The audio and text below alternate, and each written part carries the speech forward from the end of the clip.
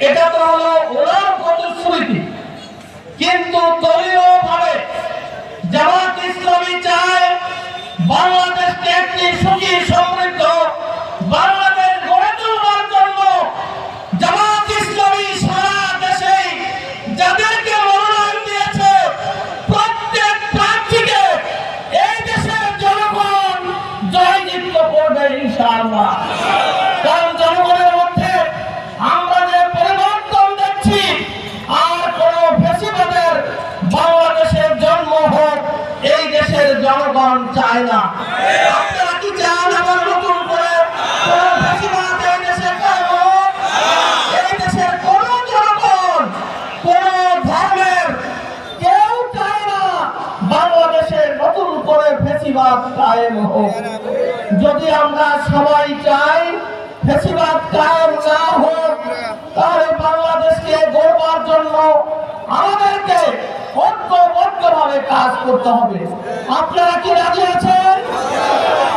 আলহামদুলিল্লাহ, আমাদের দলের মধ্যে কোনো দলাদলি নাই। এই যে মঞ্চে দেখেন বসে আছে, আমাদের একাধিক লোক রয়েছেন। এখানে এমপি নির্বাচন করার মতো প্রার্থী আমাদের হাতে রয়েছে। আমরা একজনকে প্রার্থী করেছি।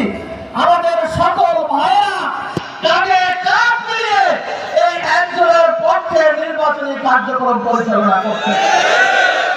অন্য দলের মধ্যে মতো আমাদের কোনো গ্রুপিং নাই, আমাদের মধ্যে কোনো মতবিরোধ নাই, আমাদের মধ্যে কোনো ধরনের বিশৃঙ্খলা সৃষ্টি করার মতো একজন ব্যক্তিও এই দলে নাই। কারণ হলো জামাত ইসলামী এমন কিছু লোক তৈরি করতে সক্ষম হয়েছে, তারা আল্লাহকে ভয় পায়।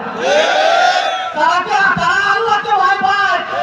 তাদের হাতে যদি কোনো দায়িত্ব আসে, তারা আল্লাহকে ভয় করে তাদের দায়িত্ব তারা পালন করবেন।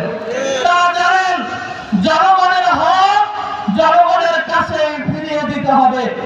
এর কোনো ব্যতিক্রম আমাদের দলের কোনো